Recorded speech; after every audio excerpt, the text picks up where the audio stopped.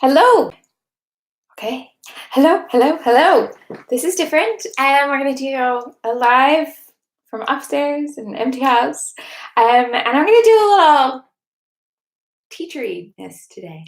Just going to wait for some people to join us. And yeah, if you're watching later, then you get to start here where I do this bit where I vamp and wait for people to show up. So yeah, I have this lovely blue wall. And I have a really high-tech whiteboard here, interactive whiteboard, the front of technology this is. Yeah, so that I have something to write on. I'm going to do it a bit teachery. I think I'm going to pull this down a little bit and see if that helps so that you can see more of my highly fancy interactive whiteboard. Trivia, when I was a teacher, I really hated the interactive whiteboard and I just preferred something I could write on and erase, write on and erase. And my high-tech version was that at the end, like if the board was filled, I would take a picture so that I could save it in case we needed to come back to it. And sometimes I would just print it out for everybody. Oh my goodness, somebody is here. Hello. Okay, can you say hello in the chat? Let's see if I can say hello in the chat. Okay, looks like chat is on. Hello. Somebody is here, but I don't know who. I don't know who. Who could it be? Oh, there's two of you now. Anyway, so, one of them is Marie. Is the volume okay or am I too quiet? I'm a little concerned because I am the only one home, but the wall that is behind my screen is the wall to the next house, and it might not appreciate a lesson in journaling. I don't know. But I want you to be able to hear. So let me know if it's too loud, too quiet. Oh no, our second person disappeared. Did I scare you? Come back. Come back. Well, hello, Marie. It's you and I for the moment. We're just hanging out. Yeah, so we'll give it a minute and see if anybody else turns up. Oh, second person. Is it the same second person as before and you had to leave and come back? Or is it a new person? Oh, three. There were three of you. It's fine. I'm just kidding. I'm not kidding. There are three of you, but we will get there. And those of you on the replay, go ahead and you can skip. I will, in fact, if I can remember, I will put in the on the class materials thread, I'll tell you what time to skip ahead to for when we actually start with the questions. It won't be long, but it's nice to have a few people here to have the conversation, have some sort of back and forth and not just me talking to your computer. Marie says, how is all the settling in going? Oh, it's bonkers, but that's life, right? Yeah, it'll be fine. It'll be fine. This room has paint on the wall. It looks lovely this side. That side is still just primer, but that's going to be a different shade of blue. I'm stealing Wonder Boy's room for this because all other rooms are chaotic and crazy. Rebecca is here. Amazing. I'm going to give you a brilliant bit of trivia from my morning. I didn't even know this was a thing, but I was running some errands this morning and I picked up a glue stick and I got asked for ID to buy a glue stick. ID to buy a glue stick. Number one, I did not know you needed to prove your age to buy a glue stick. Number two, apparently I'm Mother of the Year because I was buying them for Wonder Boy. So maybe I need to do an investigation and see if this glue stick is not safe. It's just a normal glue stick.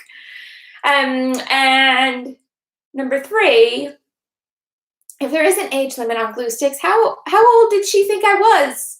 Because I might need to make her my new best friend. Because I am definitely old enough to buy glue sticks. Yeah, I'm a little confused. Okay, we've got Rebecca, Marie, Sam, Caroline, Christine. Oh, we don't have all of you because there's only 3 people. Okay, so we have a few people. Does anybody who's already here have a question, or would you like me to start from the list, the questions that were posted? Because we're coming up to 5 minutes, so I would like to go ahead and get started. Let me get my question list up here. Okay. Okay, going once, going twice. Any questions from those of you who are already here? Because you get first dibs. But if there is nothing from the peanut gallery, then I will go to the list.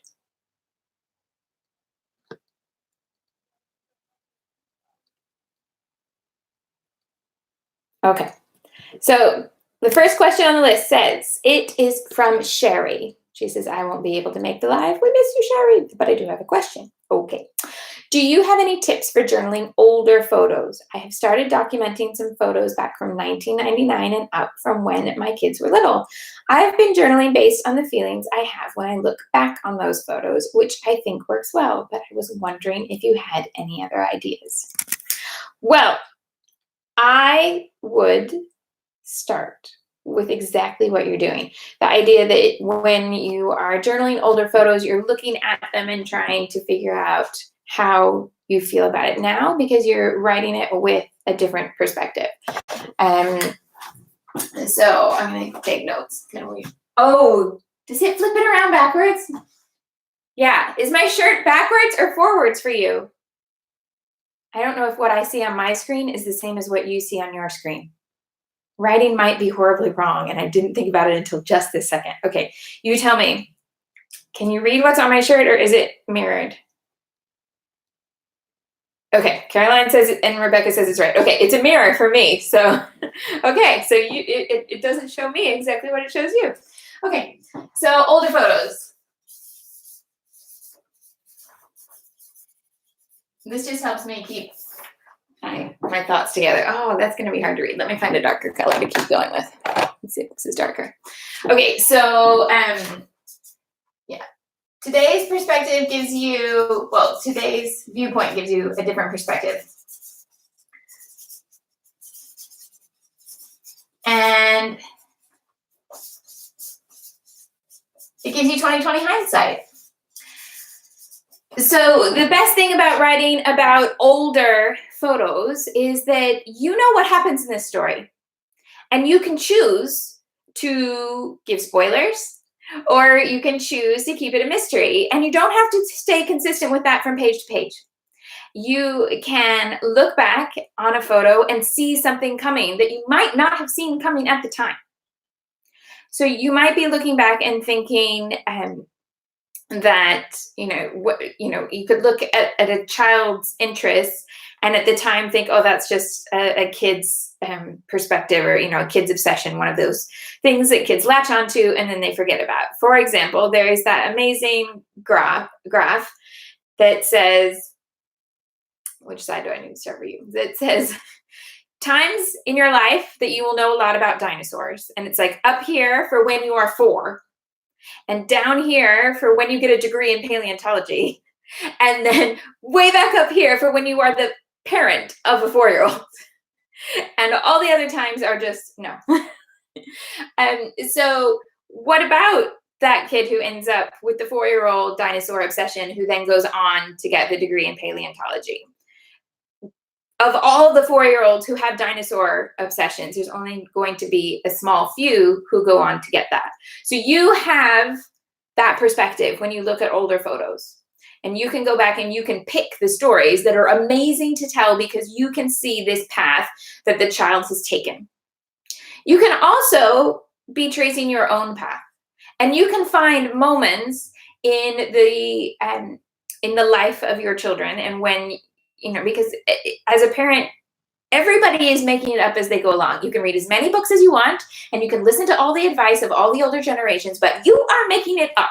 We all are. And we all are right in the second, because we can have a master plan, and then a child does not do what is in the master plan, and we have to react like that. Yeah? So we are all making it up, no matter how much anybody thinks that they are like an amazing parenting expert. They're making it up just as much as any of us are. And you can spot moments where you had an internal battle of going, am I doing the right thing? Am I doing the right thing by my kid? Is my kid going to benefit from this? Is this a total waste of money? Is this a total waste of time? Why am I being a taxi?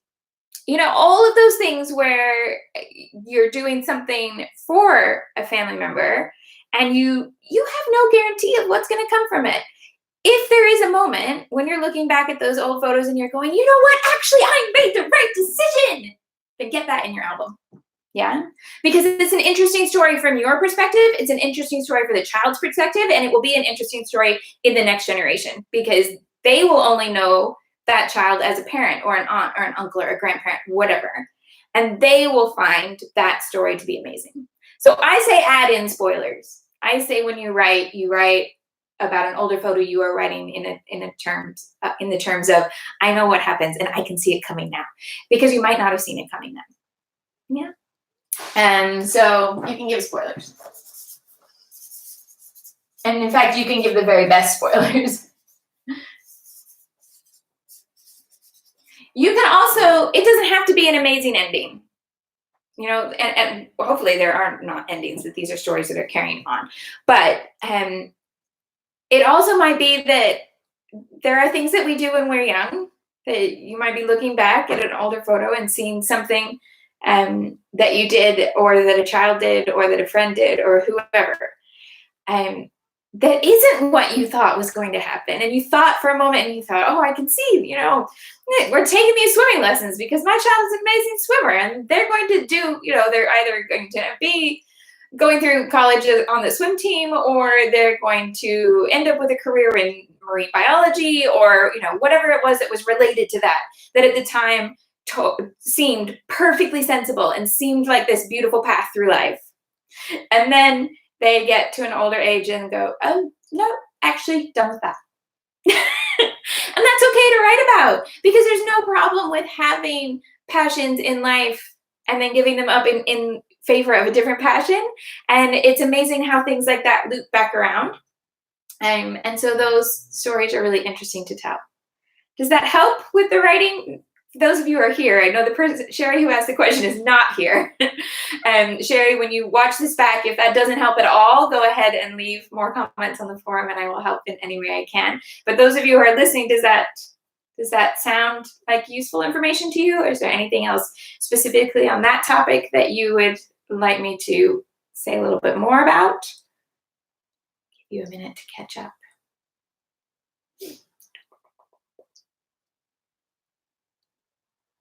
I find it funny looking back at like my own choices, because one, I made a really dramatic choice in what I studied, because when I was growing up, I always had an interest in dance and music and performance, and I always did that as a hobby.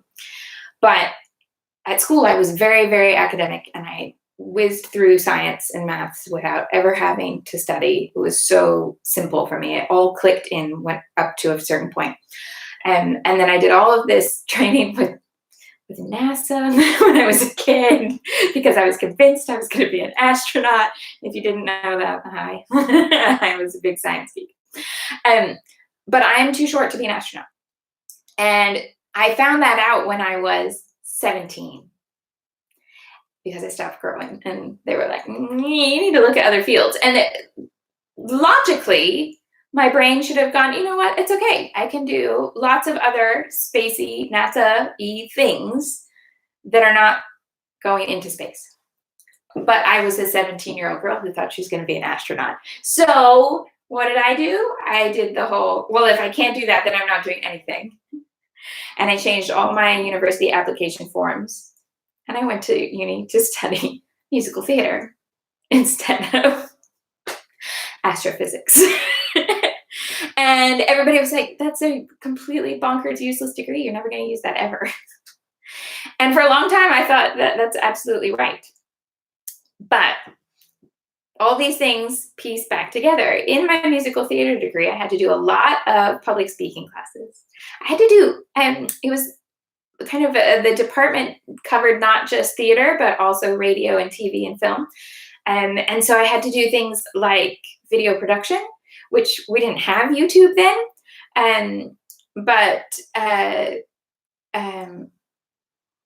Caroline, yeah, I see your question. I'm coming back to that. Yeah, you're good. And sorry, so when I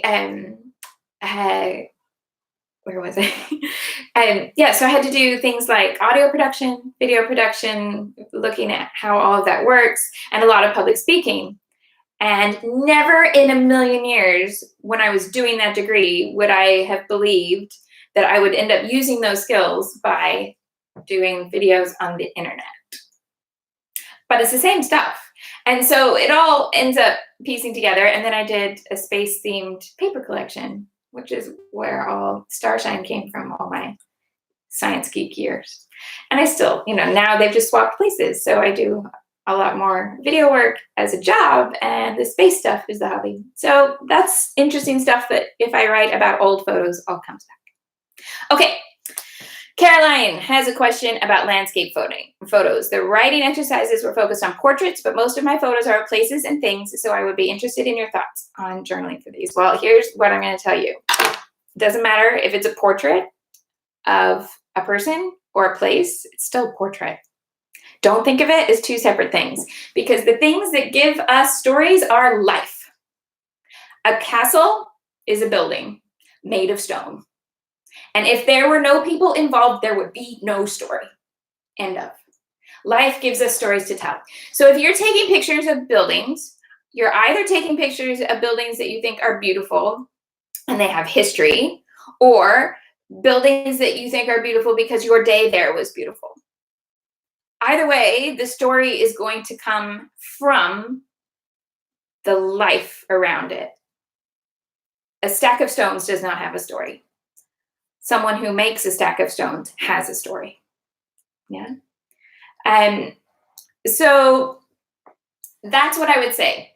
Figure out which one you are, Caroline. Are you somebody who's writing or taking those photos and wanting to record them because you find the history really intriguing?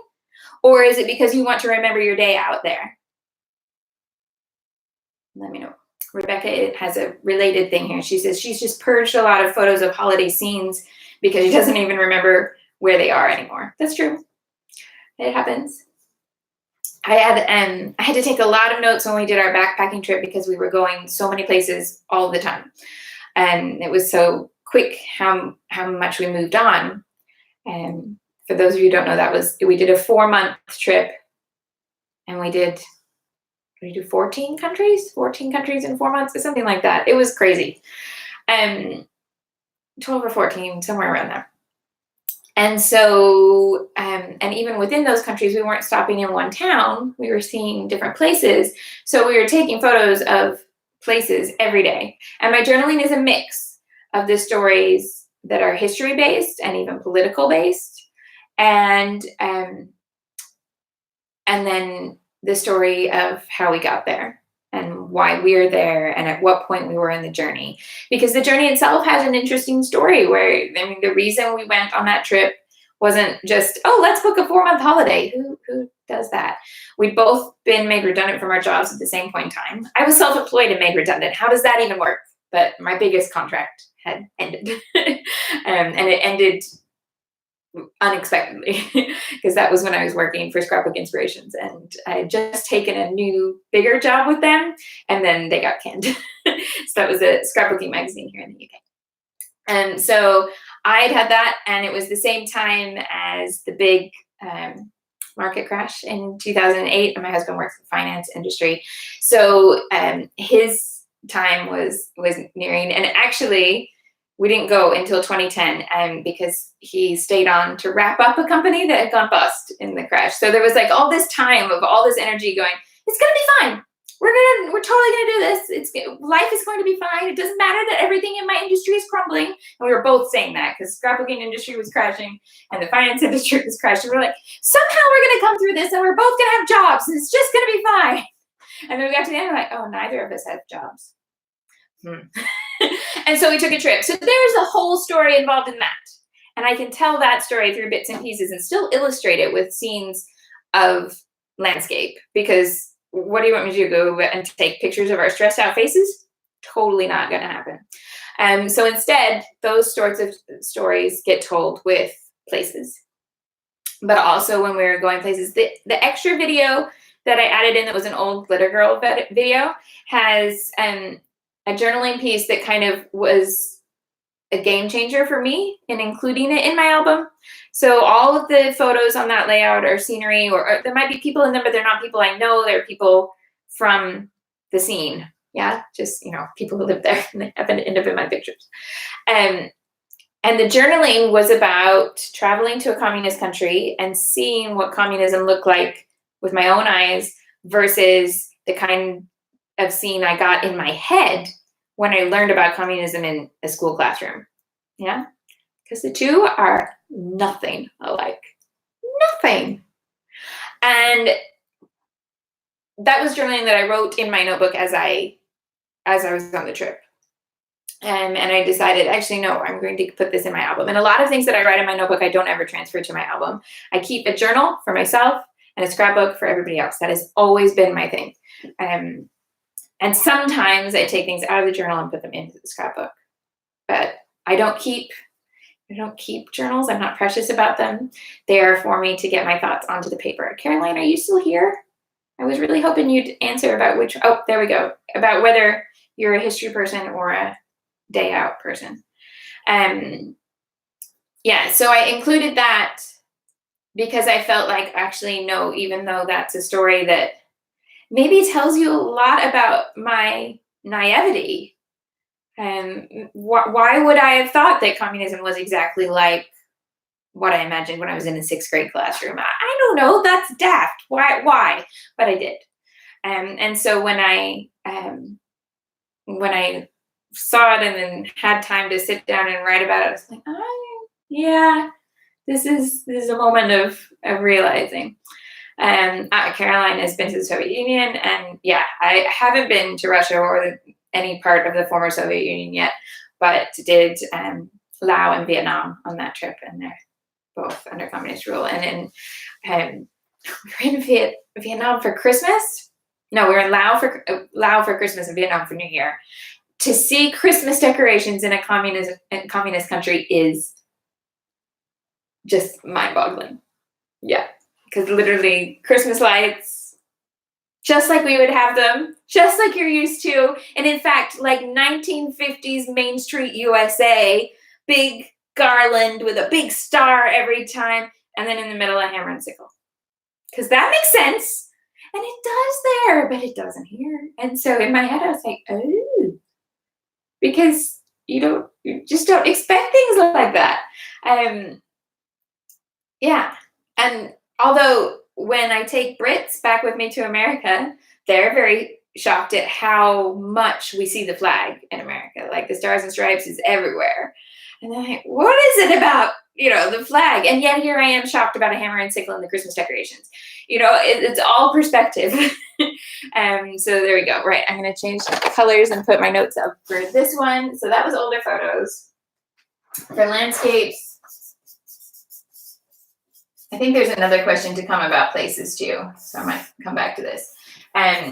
History has stories, or your visit has stories. So basically, write about what has happened before that intrigues you. And there's so much there that could be told. And you don't have to do it like it's going to be a history book. Yeah, you can write about the bit that you found the most interesting. And yeah, I find it easier in a way, having now spent a lot of time with history books for younger children, because they're trying to make history interesting, where we have something is ingrained in us that tells us that history should not be interesting. History is everyone's least favorite class and all of this. And I don't know where that comes from, but for whatever reason. And so these books are trying to make it all very sweet and lovely. And what they do is they find the bit that you would latch onto, and they expand on that. So, for example, Wonder Boy is big into these little biographies, and he just got one that's about Stephen Hawking. And the thing that it always starts with them as children. If you've never seen these, it's a set of books, and they're mostly women, but they've added a few men to the lineup now too. They're called Little People, Big Dreams. And if you have small children, they are lovely. Anyway, they always start with the children when they're small, and they talk about what their family was like, just over a few pages. And they won't tell you everything because they're putting it into a picture book. So they're only putting a couple sentences about each topic in their life. You take the life of someone like Stephen Hawking and you try and put it down into 16 pages of picture book. Like, that's some immense editing, right? Like, you're going to leave out a lot to focus on just the interesting things. But they're never going to just say, you know, he was really smart. They're going to pick specific things. So when they talk about his home life, they talk about the fact that everybody in his family loves science. And so and maths, and when they would eat, they would all bring a book to the table. So there's a picture of them all around the table having dinner, and every single person has got a book either in front of their face or on the table or next to their plate. And Wonderboy thought that was amazing. And then they talk about what he was like at school and the fact that Stephen Hawking was not first in his class. He was never like this big boffin type, you know, people pleaser, because he was always really intellectual, but he was interested in stuff that was not being assigned by the teacher. And so the example they give is that he made a computer out of, what was it? An old telephone and some parts of something else that I can't remember. But they've drilled that down, that whole concept of his whole school life. Everybody knew he was really intelligent, but he was never bothered about doing his homework or paying attention to the teacher. And into this one sentence of he came to school having made a computer out of an old telephone. Yeah. So you can do that with history about places. So you can look at the story of a castle and you can drill it down to something that's really interesting to you, and whatever that might be. Yeah. And I sat in on a lesson where a bunch of 6-year-olds were learning about castle defenses. This was at like a national trust kind of place. So I had somebody that does this all the time, and they were talking about how a moat could defend the castle. And your target audience are 6 and 7-year-olds. So 6 and 7-year-olds don't really care that there's water around a building because they're like, hey, why don't you just swim across, right? So they need to tell you something else that's going to make it sound like you would not want to swim across. So then they jump straight into castles didn't have modern plumbing. The toilet went into the moat. Now suddenly you do not want to swim in that. And when you are 6 and 7, you are never going to forget that. So I don't think that all of you are going to just go see a castle and write about the toilet draining into the moat. Don't worry. But it's a really, really good illustration of how you can find the thing that really sticks in your mind, whatever that is. And the thing that sticks in your mind is going to say so much about you. So you put it in your album, and then the story is told on so many levels. Okay. There we go. Okay, so any other questions at the moment from people who are here right now? Oh, Marie says, my hubby and I did a 5-month backpacking trip around the world too, but I'm a bit intimidated to start scrapping it. Ready? Just start. The reason you're intimidated is because there is so much. But guess what? There is also so much fun. So there's so much to be had in that album, and do not feel like you have to make it one album. I have 4 volumes filled from our 4 months, and I haven't scrapped. There are whole countries I haven't put in there yet. So yeah, but you've got to start, or you'll never get through it. How do you eat an elephant? One bite at a time. And so yeah, what I would say, having done all that album and is, don't make it harder for yourself by setting extra rules. I set myself a couple rules so that it would feel like one project, because I like cohesiveness. I like continuity in my themed albums, or my albums about certain events, like one specific thing rather than just the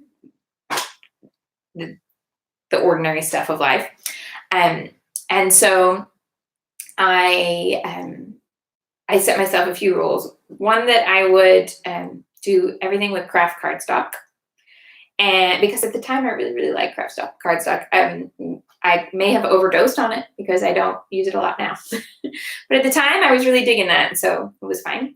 That I would include a map or a globe on most pages, and a camera. at least one camera somewhere on every page throughout the book.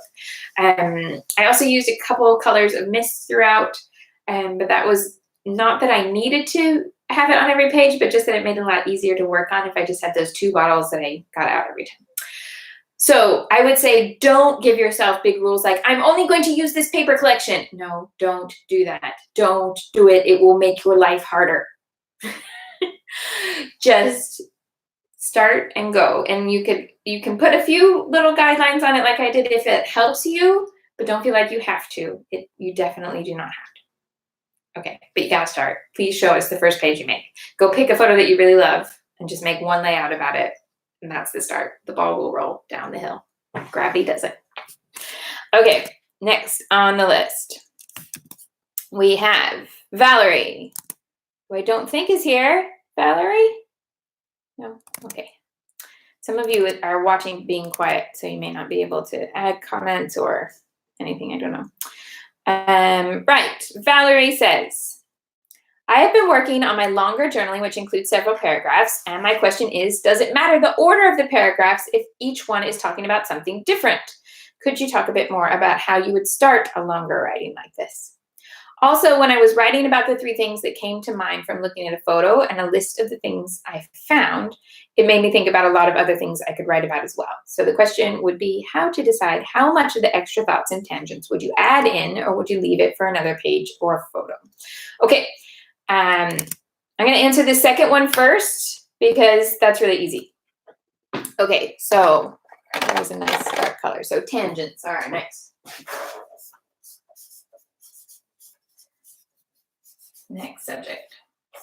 Okay. Number 1, get a notebook, at least one.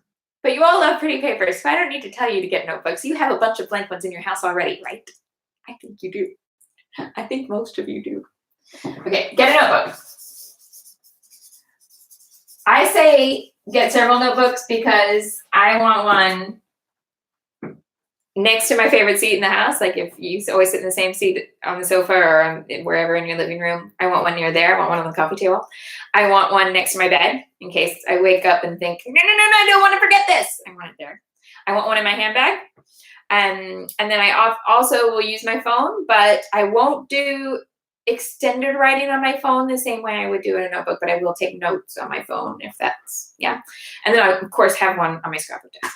Yeah, so I have 4 notebooks going at any point in time, but what I need is a place to contain ideas.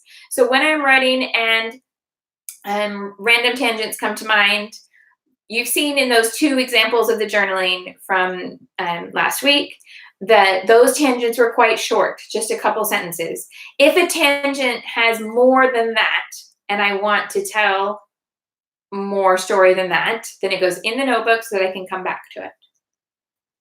There we go. It's a little bit like my whole concept of how I do my albums. So some of you will know about this and some of you may not. And so I keep my pages in normal chronological albums. I start the year with a new book. I fill up the pages in the order of the story. So the dates of the photos, not the journaling, the dates of the photos. If I do a page that has a photo from past and present, it goes under the date of the latest, the present photo, because it wouldn't make sense. I know I just told you about journaling with spoilers, but I try to keep the photos without spoilers. I guess that's what I mean. And so I put those under the most recent photos date. And most of my pages work like that, unless I get something that would obscure that timeline. And when you go through my album would make it look like, what, did all you do this year is everything you did this year one trip to Disneyland? Because you did 20 pages about it. Okay, if I do that, then I upgrade that to its own album. So this became a real running joke for a while because many years ago, about 9 years ago now, I think, my friend threw a birthday party that was Alice in Wonderland themed, and we all organized our costumes so that we were all different characters from Wonderland. And then we took a zillion photos. Yeah. And they were such lovely photos, and it was such a lovely day that I just wanted to scrap them all.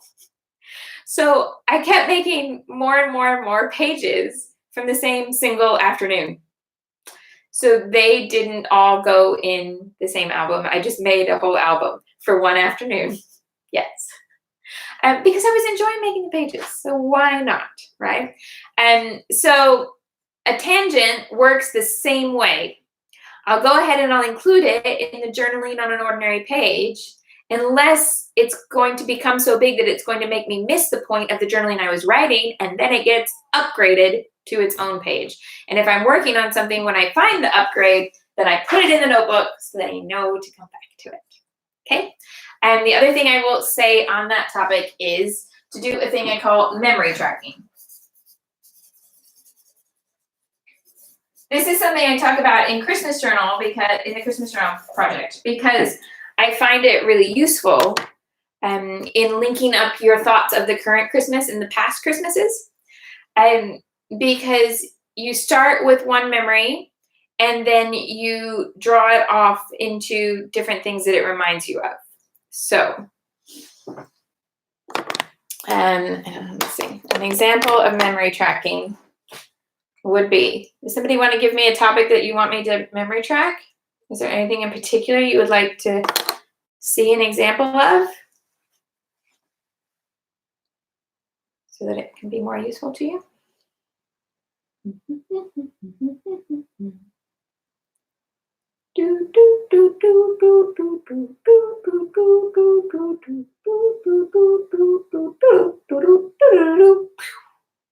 guess not.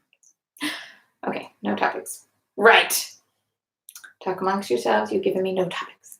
It's okay. Basically, I'm trying to think if it would be more useful to give a specific case here or to give you an idea. So say you're writing about birthdays. Let's go with birthdays. So you start with that idea, birthdays, and you think back to two things. What's the best birthday memory you have?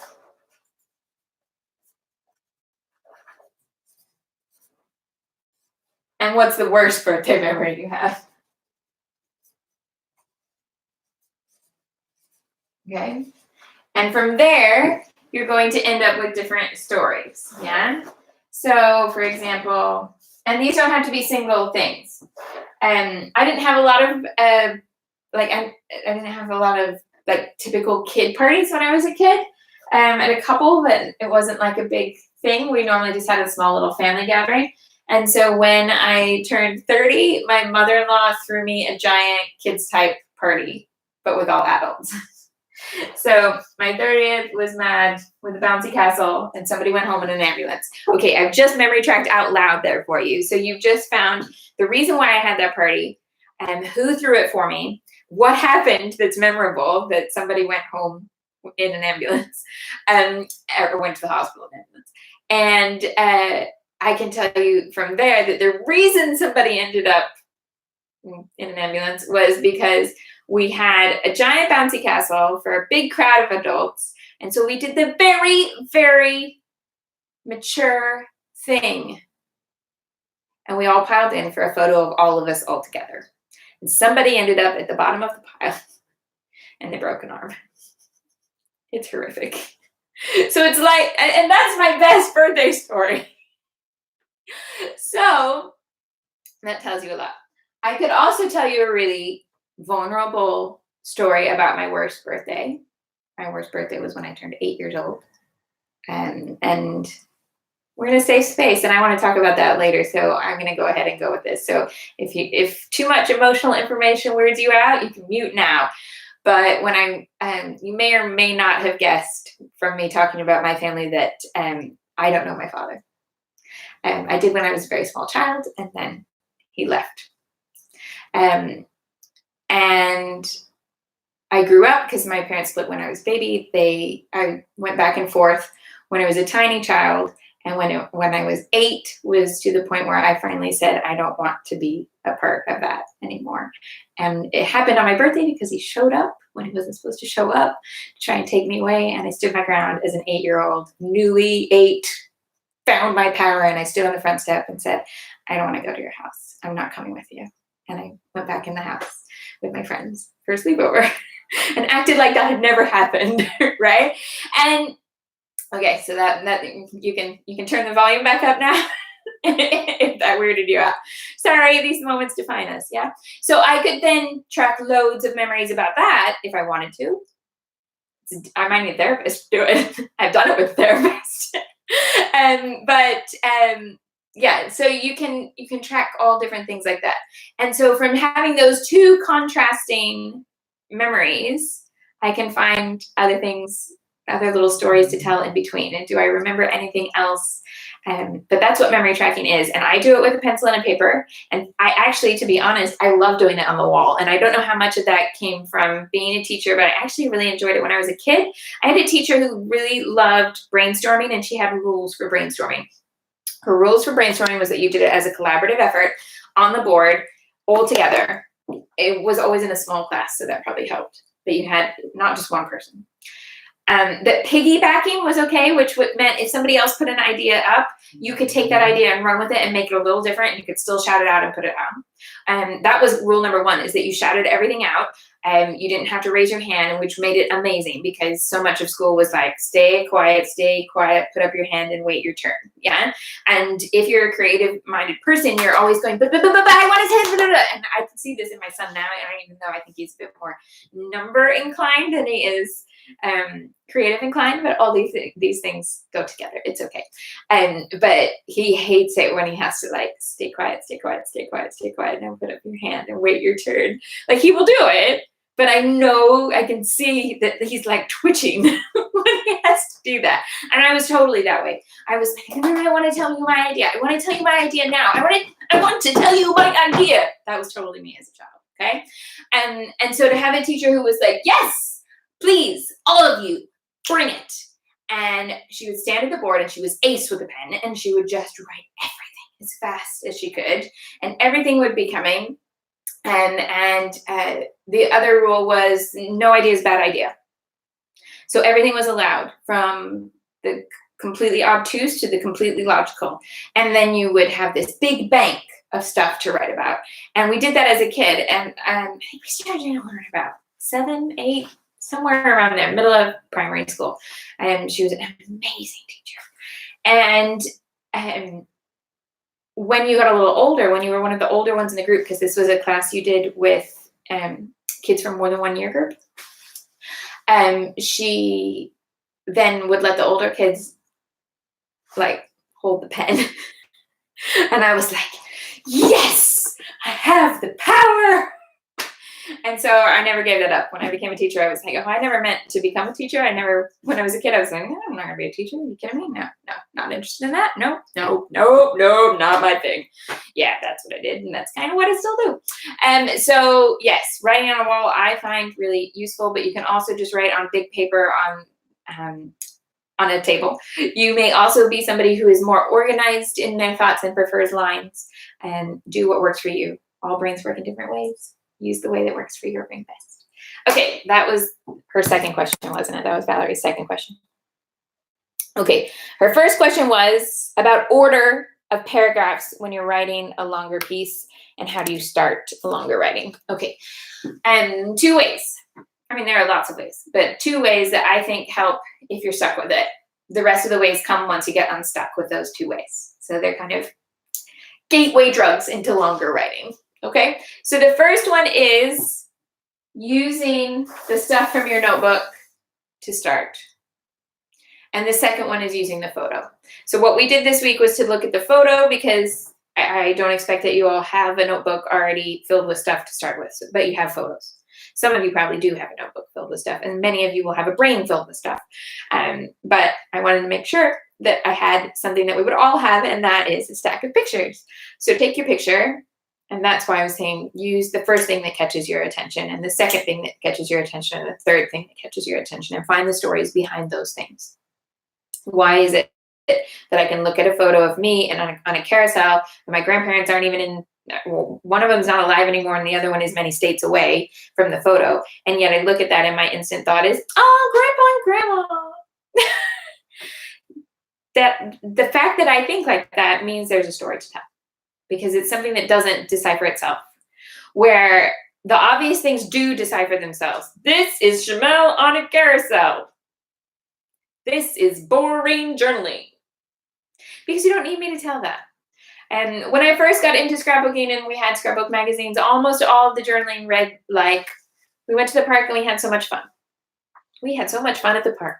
Like, you could go through and the word fun would be on almost every layout. We had fun, we had fun, we had fun. I'm so glad you had so much fun. But can you describe what you were doing? Because you got a picture of smiling people at a playground. I know you had fun. There must be something more to it than that. And if you can't guess, this is something I'm a little bit passionate about. Sorry, I realize I'm kind of screaming at the laptop, but it's done in the most loving and encouraging of ways. Also, I'm a little conscious that most of you have gone really quiet listening to this, so I hope I've not just completely scared you all. Yeah. So, yeah, start from your notebook or start from the photo. Part 2 about the order of paragraphs is do not overthink it. This is another reason why I think notebooks are great, because you can draft. So you write the paragraphs in the order that they come to your mind, and you look at it, and sometimes you might go, hey, what happens if I move these around? And you can read it aloud in different orders and see if one sounds better to you. That is a legitimate writing technique. Do not think that you are crazy. You are doing what writers do. You can read things aloud, or when you read things in your head, did you know that people read differently in their head? Like, you might be someone who, when they are reading the comments on, like, if you're reading this along with the chat on the side, and okay, right, no, that's fine. And if you sorry, there was like an error message showing in the chat right when I told you to look at the chat, so I got all bizarre. But it was just YouTube wanting me to pay more stuff or have you pay more stuff to do more chat. So it's completely not relevant. Moving on. So if you are somebody who reads a sentence, like Cynthia's comment is like teaching creative writing. When you read her comment, do you hear the words in your head, or do you just see them and it goes in? Because there are both ways. And the opposite way to whatever you naturally do sounds like it should not exist. Yeah? And it was one of my biggest hurdles when I started teaching English at schools, like in secondary school, was to have students who were perfectly able to write and perfectly able to read. And then they would say, oh, I don't hear the words when I read them. Of course you do. You can read well, so therefore you must hear the words. I'm like, no, miss, I just look at them and then they're in my head. How does that work then? Because I hear the words in my head, and if I know you, I will hear them in your voice. And if I don't know you, I will hear them in my voice, unless there's a certain character I align them to, and then I will hear them in that voice. And of course, there are then even many other versions. There are synesthetic people who assign a color to words without even thinking about it, or feelings to different words, or pictures to different words, and all of that happens. But in the simplest of ways, there are people who hear the words out loud and people who don't hear the words out loud. If you do not hear the words aloud in your head, then I would say listen, like literally read out loud more often with your own writing if you're not sure about it, because you will then hear how it sounds in a different way than you do in your head. If you do hear words in your head, I still think it's good to read it out loud from time to time if you're looking at a longer piece of writing and wondering how it should flow. But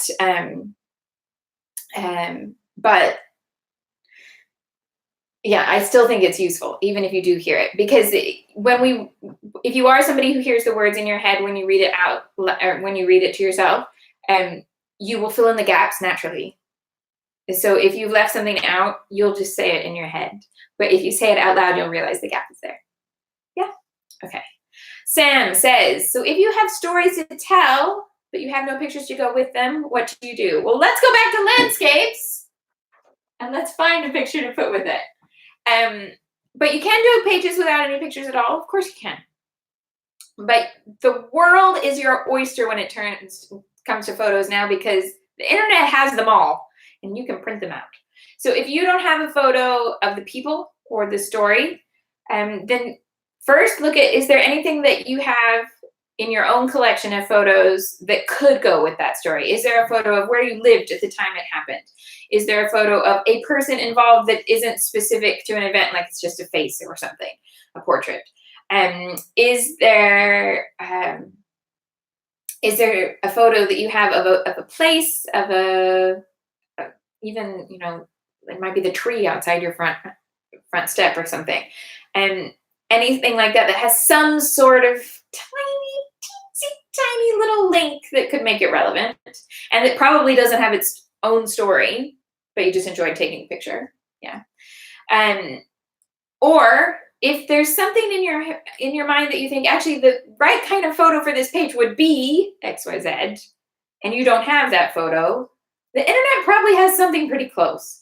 So, like when I lived here about 15 years, I decided to do this kind of scrapping about my hometown with photos I didn't have, but things that I wanted to remember, because I visit every kind of couple years, and more of the architecture that I remember from growing up is gone every time I go back, because a lot of it was kind of mid-century, and that's all being demolished in favor of things that are more efficient and less ornamental and more corporate, and put a Starbucks on the corner, that sort of thing. But the internet had those photos, and I didn't even need to know what it was called. Like, I kept thinking, I literally Googled pharmacy in Shawnee because I could remember this building that was this amazing mid-century building where it was all glass with these big concrete strips that held it all together, and the strips came out from the building. And it was huge for a pharmacy. It was like the size of a Walmart, but it was a pharmacy, and it was an independently owned place. It was like family business, and now it's been knocked down and turned into a Walgreens that looks like every other Walgreens, right? But I remember this building, and I just thought, that building was amazing. I don't remember what it was called. I just remember it was a pharmacy, and it was somewhere in Shawnee. And I Googled that, and I found it, and I printed it out. So you can do that. You can find pictures of your old school. You can, and if you can't find them on Google, you can ask old Facebook friends. You can trawl Facebook friends' old photos and print them out. I did that for a lot of high school activities, because, and I say that in a joking way, because I suppose you could do it with people that you're not super chatty with. But my friends from old high school activities, I went to a really small school, really small town, so we are like all still Facebook friends, so I can see that without having to do anything nefariously, and my name is probably tagged in most of them. But I did use a lot of those photos that I didn't take, that they were taken by either the friend themselves, or more likely by the friend's parents, and then they found them and scanned them in. Yeah. So you can find a photo to work if you want a photo to go with it. Also, you can do completely bland photos of things like the sunset, sunrise, a beach. You don't have to get really specific. So you can have just kind of a beautiful field. You can take a picture of a flower. Flowers go with so many thoughts. You'll find it. Thank you, Marie, for this lovely comment. She says, it's something that's dramatically changed since watching you. I write so much more and with so much more emotion than I used to. Well, I'm glad that helps. Thank you. Okay. Right.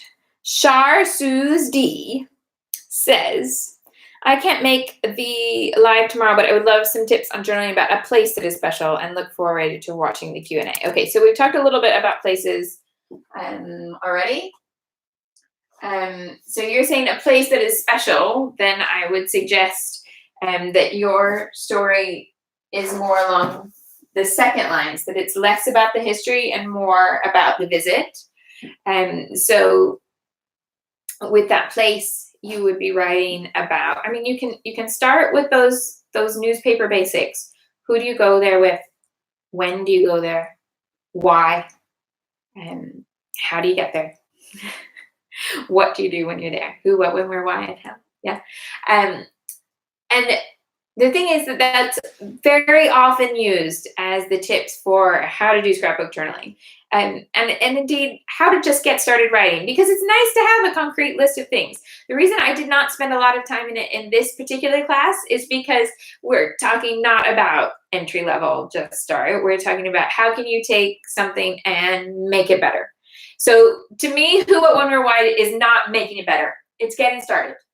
And there's no problem with using that as your way in if you're stuck. So start with who, what, when, where, why. But then look at that and find it. Just not writing that into paragraphs, literally making a list. Who, what, when, where, why, and how. And look at that and go, where's the interesting bit here? Where is the bit that will catch my heart? Where is the bit that I want to tell other people? Yeah. And find that, and that's where your story starts. So then instead of, if you've got a photo of a building, so I'm going to use an example to let you kind of grasp hold. So my friends and I, normally 1 weekend a year, we go to a place called The Forge.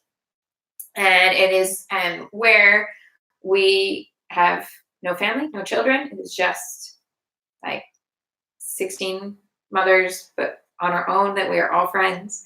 We are all crafty, but we all do varied crafts now. At one point, we all did the same craft. We don't anymore. But so sometimes we'll make stuff. Sometimes we just sit on the sofa. And it's become a place that we go to reset. Yeah. When we need this idea. Well, we don't need. We benefit from. We benefit from the time of just having 48 hours without external responsibility, without somebody pulling on our shirt and saying, can you do this for me? Without having to cook, without having, and we're not talking about, oh, we're doing this all the time and we have to leave this jet-setting lifestyle where we're always going away. We try to do it once every 12 months, if possible. Yeah, so it's this tiny little gem. So I could take a picture of the building, and in writing about that place, I wouldn't really be writing about the place. I'd be writing about the people. Yeah. So I would tell you who goes and why we go there and what we do while we're there. And it might be that I tell you an entire story about what happens when you try to get 17 people with all different dietary needs and all different favorite foods to order a Chinese takeaway. There's a whole story in that. And we always take a photo of all the Chinese takeaway on the table so that we can laugh about what that looks like to cater from one Chinese restaurant for all these different people's needs and desires. Yeah, so that's where I would go with that. Okay. Right, next one. Okay. Make sure there's nothing else added after this, because I think this is the last question, but it's a biggie. Okay. And if anybody who's live here has questions that you haven't posted on the forum, please go ahead and put them in the chat so that once I finish this one, I will get to that. I don't want to leave any of you with questions that you have that I haven't answered. But this one has a lot of reading to set you up, okay? So, Schlarmack, who is Sophia, says, I'm not sure if I can make the live tomorrow, but I will repost here what I posted on the thread for prompt 12, which was the Here I Am composition about yourself. Because it was, as much as anything, a writing question and is directly relevant to the last writing prompt we had as well, given that it was meant to be about oneself, which I have also yet to try and tackle for the same reasons. Okay, so here she goes. I am honestly finding it quite hard. I have no problem writing. I do a lot of it, and I will quite happily write copious amounts on layout.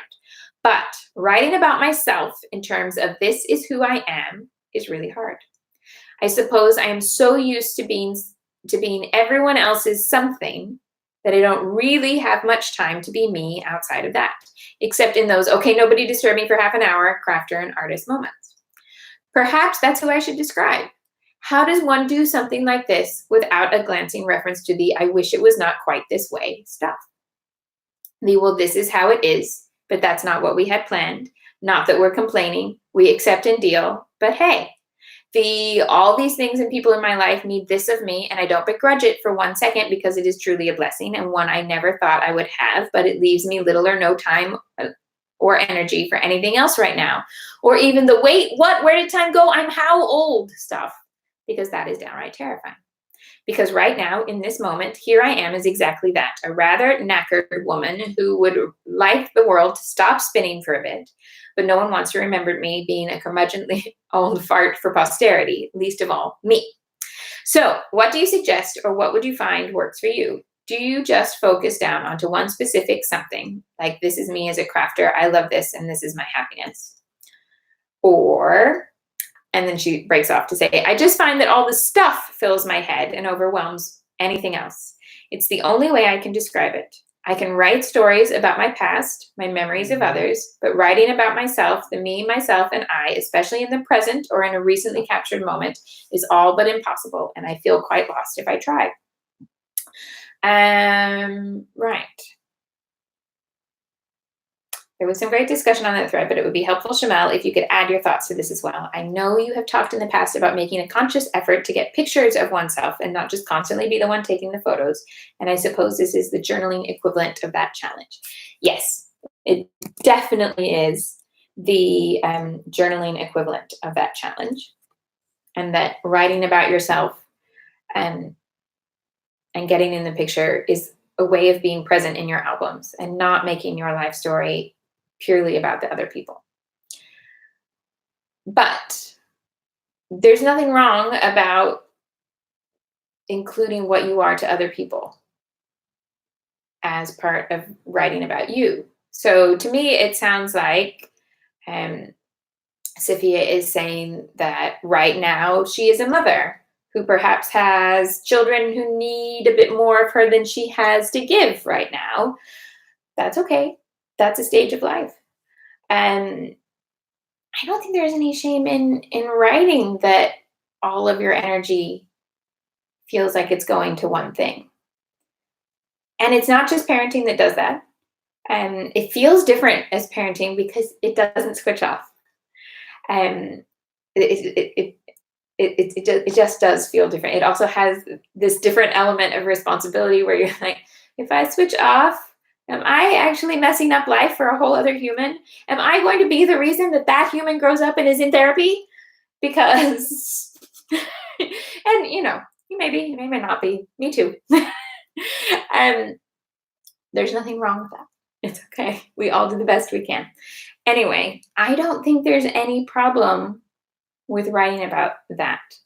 The other thing I think you need, Sophia, and I hope that this will be useful for many of you, and that's why I want to mention it, is a safe space of a specific nature. I'm going to cut this paper so that I can have more space to write. Because it's hanging down here, but you can't see that.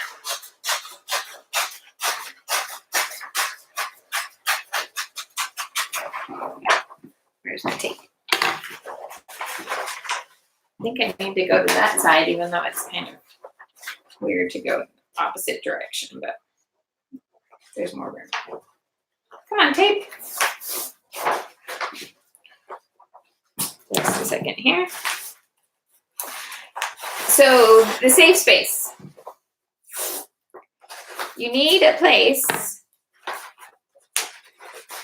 where you can exchange ideas and have conversations without extra responsibility.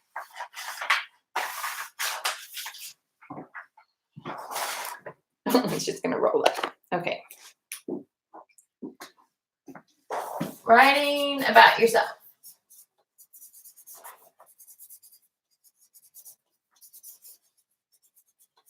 I will take a picture of these and post them on the forum if they may not be useful to anyone, but if they are.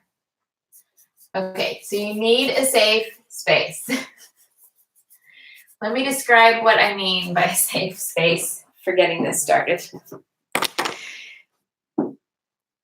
If you have a group of friends that you feel you can talk to at any time and you can say things without being judged, without worrying that you're going to cause a rift,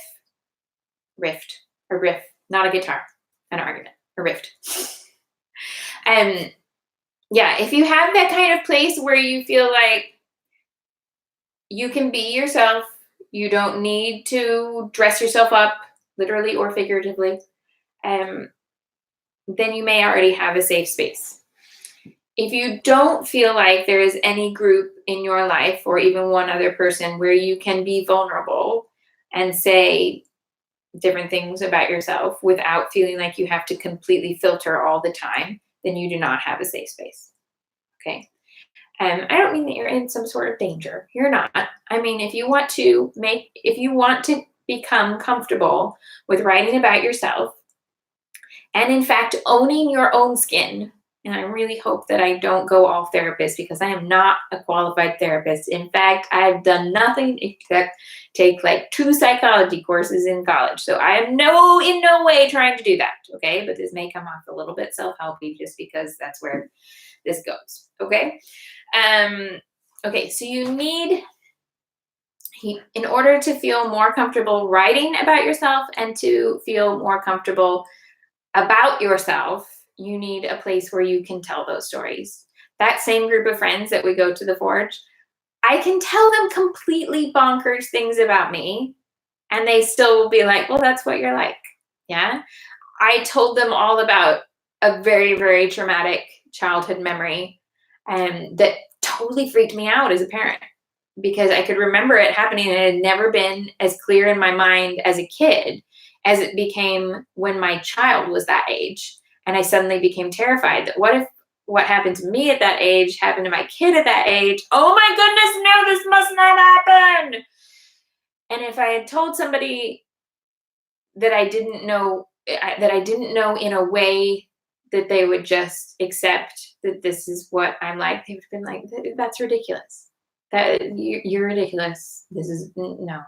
It's ridiculous that happened to you in the first place. You've probably made it bigger in your mind.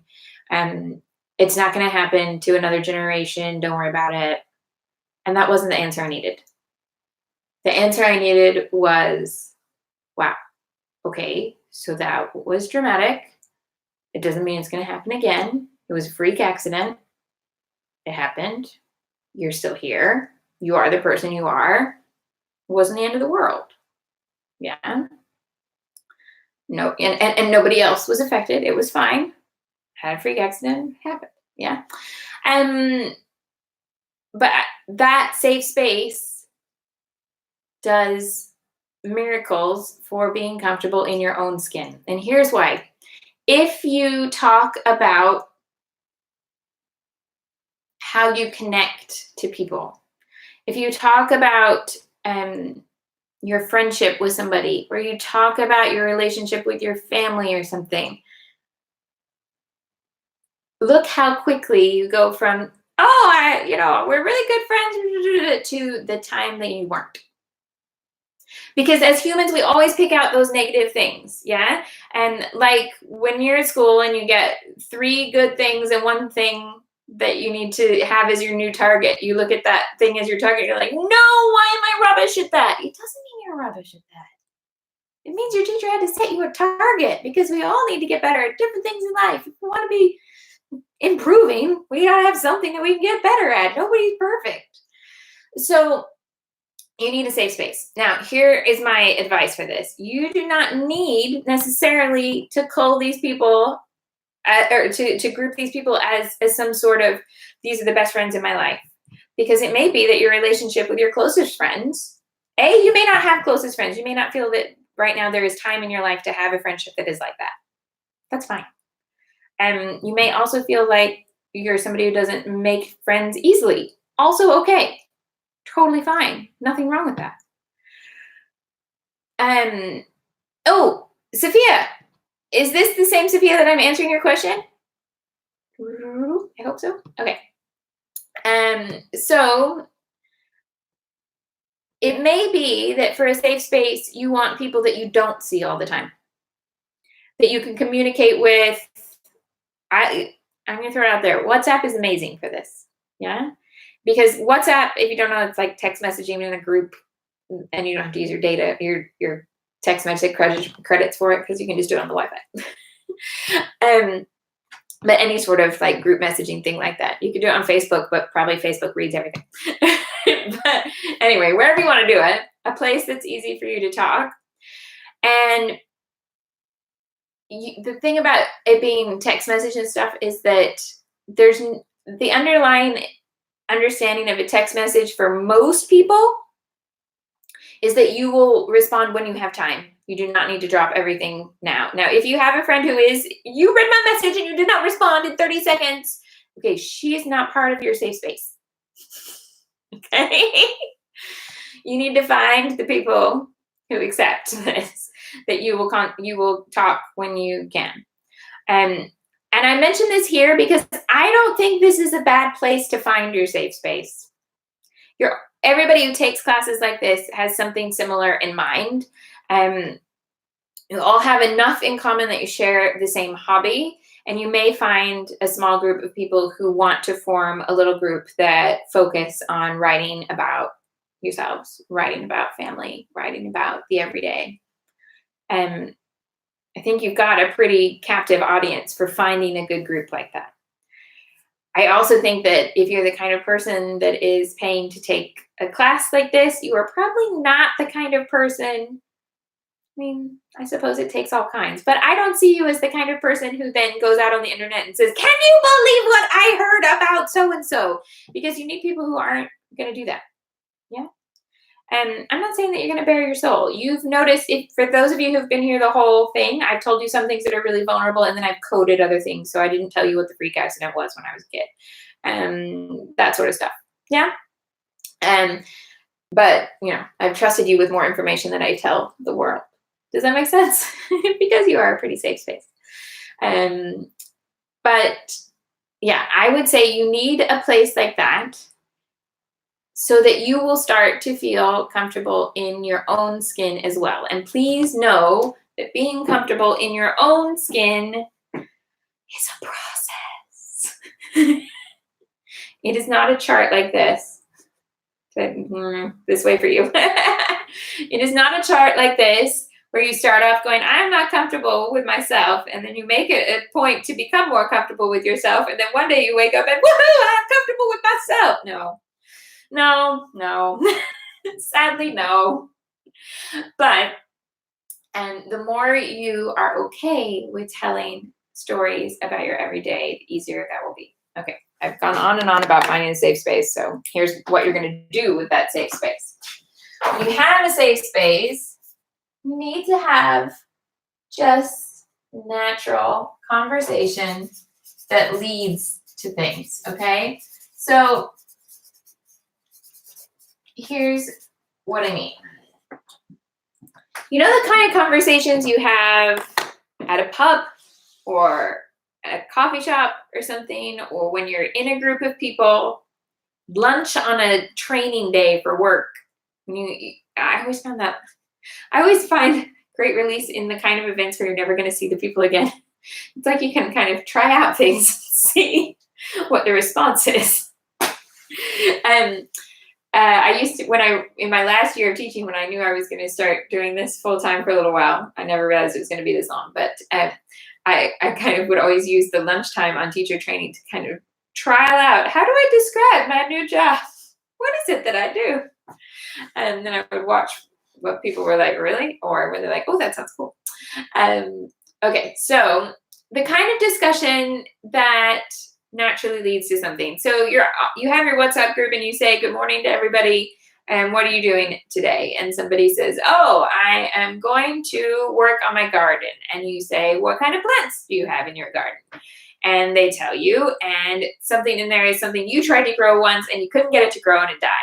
Okay. So we've all got little stories that come out like this, and they're tiny little stories that we don't think about.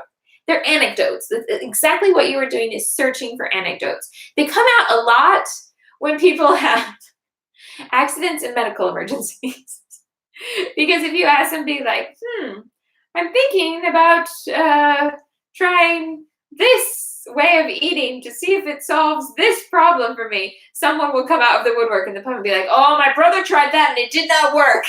You know, those sorts of anecdotes come out really quickly whenever you're talking about health. My sister was really depressed and she took this drug and it made her worse, but this one made her better, you know, as if the anecdote applies to everyone. But the great thing about it not just being about health and about you working, about writing about yourself, is that the anecdote, the anecdote is just that. It's not advice for life. It's not advice for the world. It is a description of what happened to you in one instance at one time. Yeah. And those are the stories you need to gather, the stories you'll enjoy gathering. And so having a place like that where you can talk and have different ideas come out into play will help you as a writer, because sometimes you'll say them and then they'll just be a throwaway comment. You'll be like, oh no, the thing about the plant is not something I want in my album. But then when you're talking one day about, somebody's going to look at schools or something, and you end up talking about the school that you went to, and you might come up on a story and go, oh, actually, my 7th grade homeroom teacher was amazing and I've never written about that person. Yeah? Because those sorts of conversations, be they on text or be they in person, and we naturally will go to those types of conversations. Most of us, not everybody. Sometimes people are like, no, not letting you in, not letting you in. I'm going to sit here and hide behind my coffee cup. Everything is fine. I'm listening. I'm a good listener. I will listen to all of your stories and not tell mine. That's okay. But eventually, you probably want to tell something of yours too. And it's okay to tell it to your notebook first until you're comfortable telling it to your notebook. Yeah, and then I would say, Sophia, that having a notebook that's just for you versus a scrapbook that is for everyone can help you. Because if you've got angst about what you're feeling right now, those are the comments that you put in the book to yourself because you don't want other people to remember you by that. Yeah, I get that. So you write that for yourself. It's no different than when you're 13 and you write all your angsty thoughts then. We love to berate 13-year-olds, but they are in touch with their feelings, And we've spent generations or decades like pushing it away and going, nope, I must carry on. I will keep calm and carry on because that is my role as a grown-up in this world, and I must do it. But when we were 13 and we didn't have responsibility for other stuff, we were way more in touch with our feelings. Yeah. Just let that sink in. So there's nothing wrong with keeping a different tone for your journaling in something that you keep for yourself, like a notebook, versus editing it for what you share in a scrapbook that the whole family reads. But also, I think, Sophia, you've got a balance to find that I think is worth finding. Okay. So part of you is saying you can't find the I am right now because it's too involved in others. Well, the others are helping to define you right now, and that's okay. Yeah. So you think about how people write their profiles, and you have like 100 characters to write your profile, and people will write like mom, wife, teacher. They'll write like their faith, and it'll all be like individual words. That's how they've written that, and they've written that for themselves. So that's how they view themselves. They're viewing themselves as a mother and a wife that before they've put artist or, tax consultant, or whatever it is, And we don't see anything. There is nothing wrong with that because that is their number one responsibility right now. Yeah. Hold on, I'm losing my voice. Now, so I think I would, for you specifically, or if any of you have a similar issue, I would dive into this idea that that is your role right now, and it might be a role that makes you really tired. It might be a role that leaves you really confused. It might be a role that makes you second guess yourself. It might be a role that leaves you going, when am I going to get to do the stuff I really enjoy again? But those times come. Sophia, can I be really curious? How old are your kids? Just so that I don't make promises I can't keep. if you're still here, Sophia, let us know how old are your kids. Just so we know at what point you are on this scale from losing freedom to gaining it again.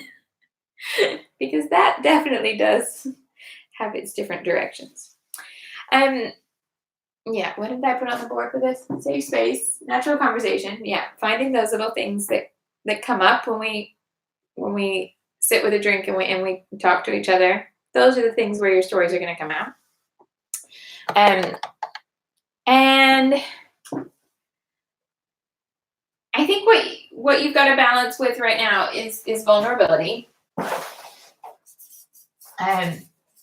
Meaning you've got things you want to say, but you're not sure. Oh, I can't spell and talk at the same time. Vulnerability.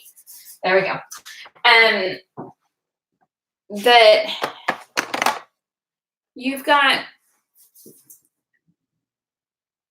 Yes, I am answering Sophia's question. Cynthia just popped in to say, I think you're answering Sophia's question. Yes, I am. But I'm not sure if Sophia is still here because she could only pop in for a few minutes and I've been going on for a while, so she might be not already. Yes, so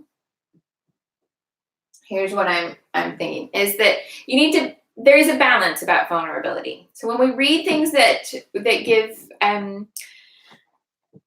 give information that's not surface, yeah, anything you can see about me at the surface is not vulnerable. You know, I don't have to let my guard down to tell you where I grew up, how old I am, where I live, what I do for a living, how many kids I have, how old they are, a little bit about who I'm married to, where I went to school, all that stuff that's like entry level icebreaker conversation. I don't have, there's no vulnerability involved in any of that. That's just, we've all got this kind of list of things we can say without revealing anything inside. Yeah? Now, how about, there's a difference. Here's an example of finding vulnerability and finding the balance. There's a difference in if I say, do you have any siblings? And you say, yes, I have a sister. That's not vulnerable. There is no vulnerability involved in telling me that you have a sibling. Telling me what your relationship is like with that sibling may indeed be very vulnerable. Yes? Same thing about parents, same thing about friends, same thing about exes. Telling me that they exist, not a problem.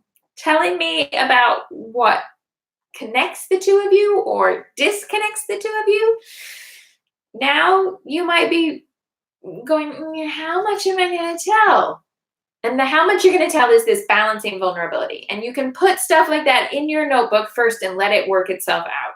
You can literally take a highlighter and go, this is the sentence I am happy to put in my scrapbook, and the rest I'm just keeping here for me. And you don't have to keep those journals forever if you're afraid of somebody else reading them. I don't keep journals. Once my thoughts are done, they're done. They are passengers in the wind where my scrapbooks are forever. But everybody finds the balance that works for them.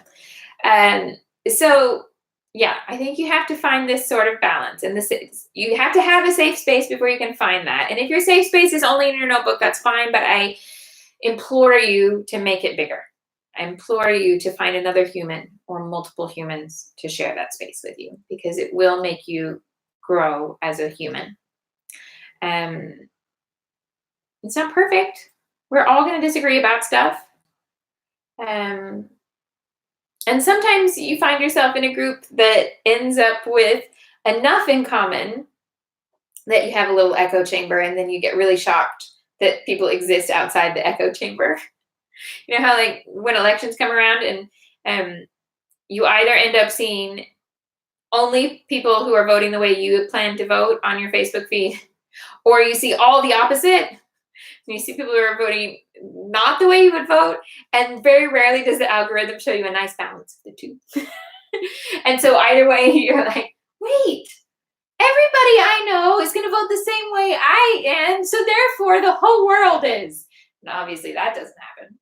Or you see that and you go, no one is, what, am I losing my mind? Why are these people my friends? And so you end up with extremes like that. And so you have to make sure that you are able to go, oh, but I can respect, and I can just go, okay, that's not how I feel. Because by and large, you're going to end up with a space where you can talk about stuff. And a lot of it's going to be fluff. There's nothing wrong with fluff, and there's plenty of fluff in my albums. Please do not feel that every page has to be deep and meaningful. But every page is probably going to be more interesting than we had fun at the park. Yeah. Can we do more than I had fun at the park? We had fun at the park. Let's do more than have fun. Okay? And if that means that we're going to tell stories that are sad, so be it. And if that means we're going to tell stories that make us jump up and down, so be it. If we're going to tell stories that we can't put into sentences because our energy is going every which way, that's okay too. So be it. Okay. Maybe I should have had a little bit more organization in mind on that topic, but hopefully it was okay. That's what we get for live video. Right. We have 5 minutes. If there are any other questions anybody would like, and there are some of you still here. I'm going to check the form to see if anybody had added anything there. No? Okay.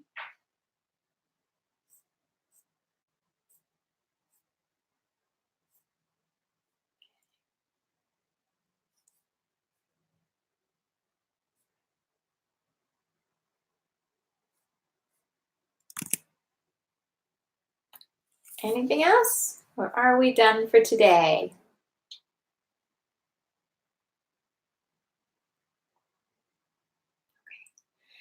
Thank you so much for joining me or for watching on replay. I hope you have a wonderful week, and I hope your Easter was lovely. We have one more topic to dive into, and that's embellishment. And we'll go through there. Marie says, no question, but thanks for the encouragement. Oh, anytime. Right, just waiting a moment because I think there is a little bit of a delay. So,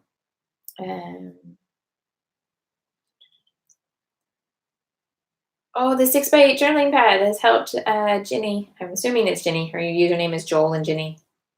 To write new stories. You're itching to go write. That makes me very happy. If it's Joel, I'm still happy that you're gonna write. Okay, I think that's everybody. Anything going on? Thanks so much for joining me. Yeah, we will go on to embellishment to finish level up. And then I hope you have many happy pages to make, stories to tell, be they happy or sad or somewhere in between. That's okay. Thanks for joining me. See you soon.